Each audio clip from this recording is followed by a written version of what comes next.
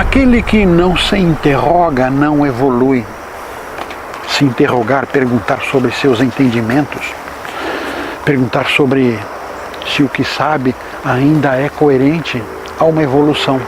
Há uma evolução em nós e temos que aceitar. Temos que compreender, senão não há evolução. Aquele que não se entrega a nada aprende. Aquele que não procura, aquele que tem medo. Aquele que tem medo não aprende. Tem receio, não vai em frente. Tem receio e nem sabe por que tem receio. Porque se tem receio, mas vai atrás de saber por que deste, com certeza vai aprender, vai saber o que deveria saber. Aquele que não sofre não adquire sabedoria. Lágrimas e sofrimentos, muito melhores professores do que felicidade, sorriso. Estranha forma de dizer, triste forma de dizer, concordo. Mas estamos aqui para isso, para sofrer. Pouco ou muito, depende da nossa concepção do que é isto. Mas estamos aqui para sofrer, para aprender através da dor. Temos um corpo que dói, temos um corpo que sofre, temos um emocional que sofre muito mais que o corpo, porque a dor do corpo pode não ser tão grande, mas o emocional nosso transforma essa dor grandiosa e isto acaba sendo sabedoria. Aquele que não ama o próximo não ama a Deus. Amar ao próximo, amar o universo interior que existe aquele que está próximo a nós. Aquele que não sabe amar, que não ama o próximo, que não aceita o próximo, não aceita as ideias que podem ser até doidas do próximo, que repudia, odeia o próximo, não ama a Deus, ou seja, não ama a si mesmo, porque o próximo, a humanidade, globo terrestre, é prolongamento nosso. É prolongamento de nosso corpo também, porque todos os seres viventes vieram da Terra. Todos os seres viventes vieram de um único lugar, do planeta Terra, do planeta Solo, Terra. Então todos são prolongamentos, todos são continuação. E não amar o próximo é não amar a humanidade, e não amar a humanidade é não amar a si mesmo. Aquele que não vê seus defeitos jamais será puro. Vemos defeitos nos outros, nunca em nós. Vemos defeitos nas outras pessoas, criticamos, queremos até nos envolver e resolver esses tais defeitos, obrigá-los a resolver esses defeitos, quando em verdade é eles que têm de fazer isso. E estamos olhando e tentando resolver defeitos que estão em nós, em nosso íntimo. Por isso não somos puros. Quando conseguirmos ver os nossos defeitos, seremos mais donos de nós, seremos mais donos da verdade, donos de nossa existência. Aquele que não dá de si jamais será parte do todo.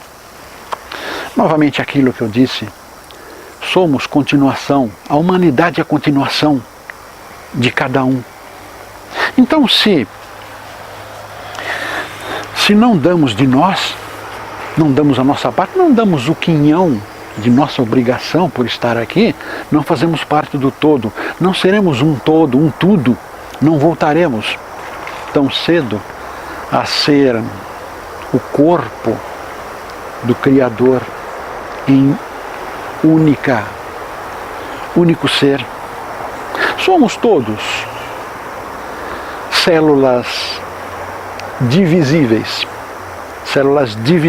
do Criador, de Deus. E se não dermos de nosso quinhão pelo bem da humanidade, que seja 2 pessoas, se não dermos do nosso quinhão, de nossa obrigação, jamais voltaremos a ser o tudo de novo, o todo, o uno. Jamais. Um dia todos cairão nessa verdade, nessa realidade.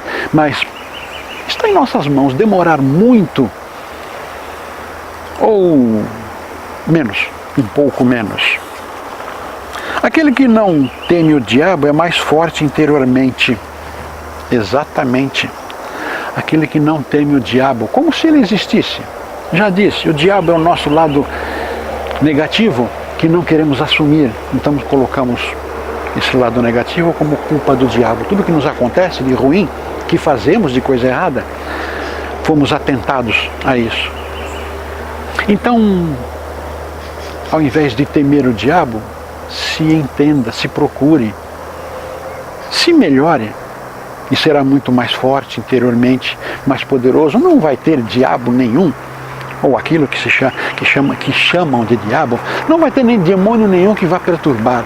De dia, de noite, com luz apagada, luz acesa, barulho, nada, em nenhuma forma o diabo, digamos assim, irá aparecer para nós, porque não acreditamos neles. Então somos mais fortes. Aquele que não teme Deus vive mais repleto de felicidade. Temer Deus, temei a Deus, uma frase que eu ouço muito. Temer Deus, por que eu devo temer Deus? Por que eu tenho de ter medo dele? Eu estou aqui para errar. Adão e Eva foram induzidos a errar. Foram punidos? A Bíblia diz que sim, mas na minha opinião Deus assim pensou.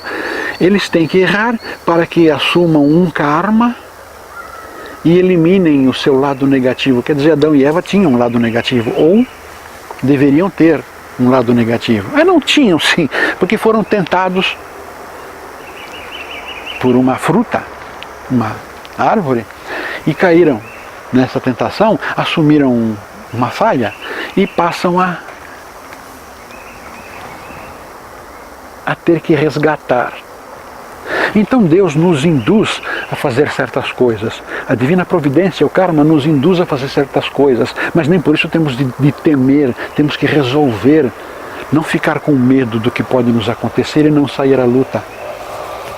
Não devemos ter medo do que possa nos acontecer, não devemos ter medo de Deus e sair à luta para mostrar para Ele que superamos aquilo que Ele nos impôs e não ficar com medo das lições que irá nos dar porque merecemos ou porque devemos apanhar.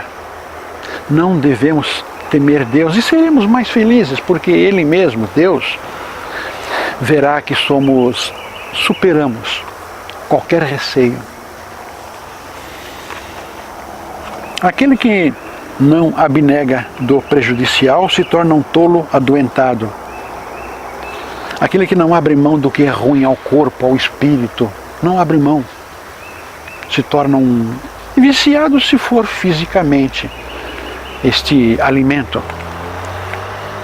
Se for prejudicial ao corpo, se torna um doente, um viciado. Se for espiritual, se torna um cego crente. Crente, o que ele sabe é lei, mesmo que a própria Bíblia desminta, o que ele sabe é lei. E ele mata ou morre para manter sua opinião. Colocações meio pesadas, mas é mais ou menos isso. Algumas pessoas chegam a isso. Matar ou morrer? Não, mas saem no braço. Saem no braço, prejudicam. Bom, tem povos pelo mundo que matam ou morrem por conta do que acreditam, têm total crença do que sabem. Ou seja, não examinam se está certo ou está errado o que sabem. Não abnegam do que é prejudicial. Está sendo prejudicial. Está tornando-os pessoas insanas. Aquele que não procura suas verdades vive à margem da própria vida. Exatamente, vive baseado nas verdades alheias, nas verdades de outras pessoas. Vive à margem da própria vida, ou seja, não tem a sua vida. tem sua existência baseada em opiniões de outras pessoas, em verdades de outras pessoas, colocações de outras pessoas, não vive a sua própria vida. Acaba vivendo à sombra de outras pessoas, de outras opiniões. Aquele que não aceita imposições do destino, em areia movediça viverá. Imposições do destino, se moldar ao momento, porque existem ocorrências que podem ser modificadas e ocorrências que não podem ser modificadas. Questão de aprendizado. Situações que podem ser modificadas são aquelas que aprendemos uma lição e modificamos esta situação. Agora, situações que não podem ser modificadas são aquelas em que temos que nos moldar a elas. E seremos infelizes se não soubermos, se recusarmos a nos moldar a essa situação. Então viveremos sendo sugados a todo instante, sugados por nossa indecisão, por nossa não vontade de aceitar as lições impostas. Seremos sugados, tomados, passaremos por vicissitudes tantas que amaldiçoaremos até a vida. É estar vivendo em areia movediça, totalmente inseguro, sem progresso nenhum. Aquele que não aceitar uma verdade, mesmo que dura, viverá na mentira. Aquele que não aceitar uma verdade, ou seja, uma verdade se apresenta. Vamos estudá-la, não vamos aceitar de imediato, claro, mas vamos estudá-la. Totalmente, não, mas em parte, alguma coisa podemos aprender, podemos tomar, podemos acrescentar. Podemos acrescentar. Então, ela se torna nossa verdade, nosso íntimo. E se não aceitamos essa verdade, viveremos na mentira, ou seja, viveremos naquilo que acreditamos ser verdade. Jamais nos fará bem, porque é uma verdade que tem que ser modificada. E se não for modificada, aos poucos se torna uma inverdade, não é completa. Uma inverdade é uma mentira. Passamos a não querer compreender o que possa vir e possa nos melhorar. Aquele que não procurar Deus em momento algum jamais se encontrará. Aquele que não procurar Deus, não procurar seu íntimo, não se olhar para dentro, não se autodescobrir, não se encontrará. Viverá perdido sempre. Trocamos o nosso autoconhecimento pela palavra Deus, pelo Espírito, pelo ser que chamamos de Deus. Mas se não evoluímos, não aprendemos sobre nós mesmos, não nos encontraremos. Então, não adianta orar a Deus, porque jamais será ouvido, jamais será atendido. Se encontre, se procure, se encontre, e estará com aquele que costuma chamar de Deus, mais próximo de ti. Aquele que não vasculhar nas sombras se verá longe da luz por ignorância. Isso aí é o oculto, aquilo que chamam de magia negra, de demônio. Exatamente onde vive o demônio, o nosso demônio interior, é no nosso lado oculto. Nosso lado oculto. Devemos então levar a luz até lá. Ou seja, tudo é oculto, tudo é negro, tudo é obscuro, até o momento em que não levarmos a luz, nossa luz do entendimento. A partir de então, quando levarmos esta luz, nosso entendimento, com coragem, com vontade de levarmos nosso entendimento até esses obscuros locais, quando chegarmos lá, quando levarmos essa luz, se tornará sabedoria. O que era oculto, ruim a nós, se tornará benéfico, porque aprendemos com aquilo. Por sinal, o que está oculto é mais precioso do que aquilo que já foi desvendado, porque trará novos conhecimentos. Teremos de refazer o que aprendemos, mas iremos aprender muito mais. Aquele que não conquistou a paz dentro de si, não a administrará fora de si. Aquele que não sabe se respeitar, não sabe se amar, não sabe se valorizar, não irá levar isto para fora de si. Não irá respeitar, amar ou valorizar ninguém, nenhuma situação, nenhum momento, nenhuma lição. Irá simplesmente continuar sendo um ignorante, porque não aprendeu sobre si. Que temos de aprender sobre nós primeiro, para depois aprender sobre a humanidade, sobre Deus, sobre o mundo externo, como conhecemos, como entendemos. Aquele que não se conhece verdadeiramente jamais conhecerá o Cristo interior. Aquele que não se conhece verdadeiramente não conhecerá o Cristo interior. Temos de nos conhecer, nos desvendar, trazer à luz do conhecimento tudo que obscuro está. E aí conheceremos o Cristo interior. Ou seja, a partir do momento que vamos desvendando, mostramos coragem. Então vamos descobrindo nosso íntimo? Não, vamos descobrindo muito mais. O Cristo interior, o portador de todo o nosso conhecimento oculto. Aquele que resguarda de nós toda a sabedoria. Resguarda porque não estamos preparados ainda para saber. Mas se vamos atrás, nos mostramos merecedores de saber deste oculto. Então passamos a conhecer até mesmo o Cristo interior, a fonte inesgotável de sabedoria que em todos nós existe. Aquele que não aprender mesmo depois de muito viver, demorará a voltar à vida. Vivemos muito muitas existências vivemos muito, mas não aprendemos nada. Não queremos, achamos não necessário. Não é preciso aprender nada. Então vivemos, ou seja, não nasceremos. Não vamos voltar à vida. Jesus disse um certo momento: quem crer em mim, viverá mesmo que morto esteja.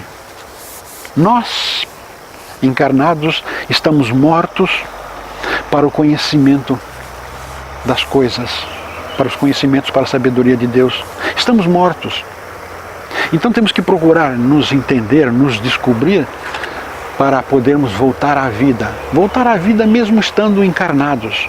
E aí o desencarne será apenas abandonar este corpo e não morrer.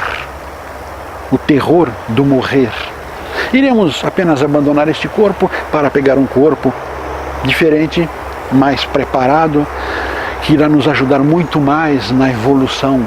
Sim, se temos um corpo saudável, emocionalmente principalmente, evoluiremos muito mais.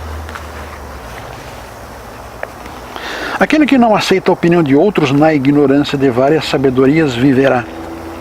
Aceitar a opinião dos outros, jamais conselhos absolutamente imutáveis, ou seja, ouça meu conselho e siga a risca.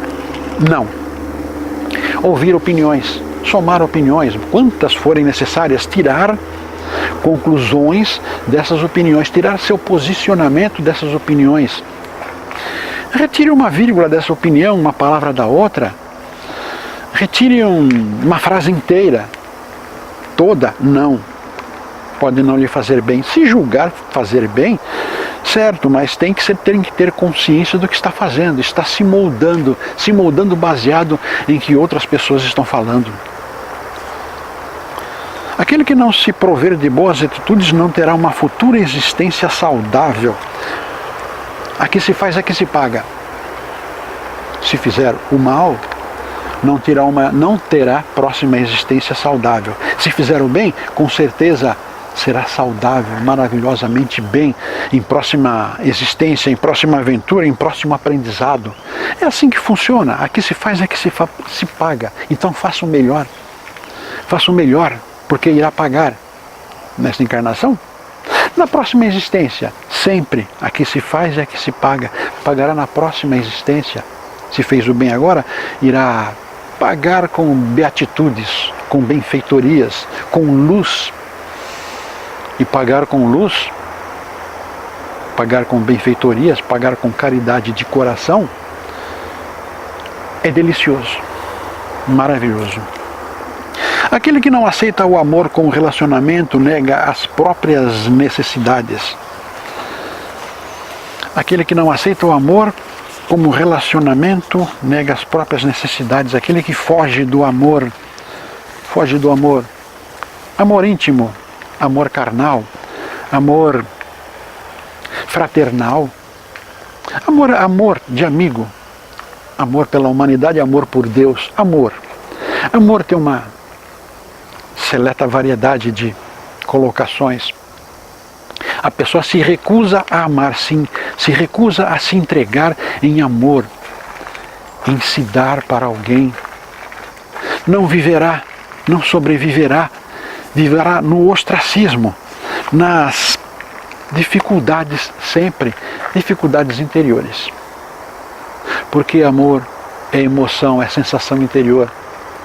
Está se maltratando interiormente, então terá dificuldades interiores de se relacionar até consigo mesmo, porque não consegue amar a ninguém, porque não consegue amar a si mesmo. Aprenda a se amar primeiro e amará a todos. Ou seja, é amor da mesma maneira. Se não quer amar a si, não saberá amar a humanidade em todos os seus estágios, nem a Deus. Porque se não ama a si, o primeiro que não ama, o primeiro que não está amando é Deus. O amor é a alavanca deste plano. Estamos aqui para saber utilizar do amor. E o amor não se doma, não tem como ser domado. É aquilo que nos enriquece ou nos empobrece. Depende de como o aceitamos, de como o vivenciamos.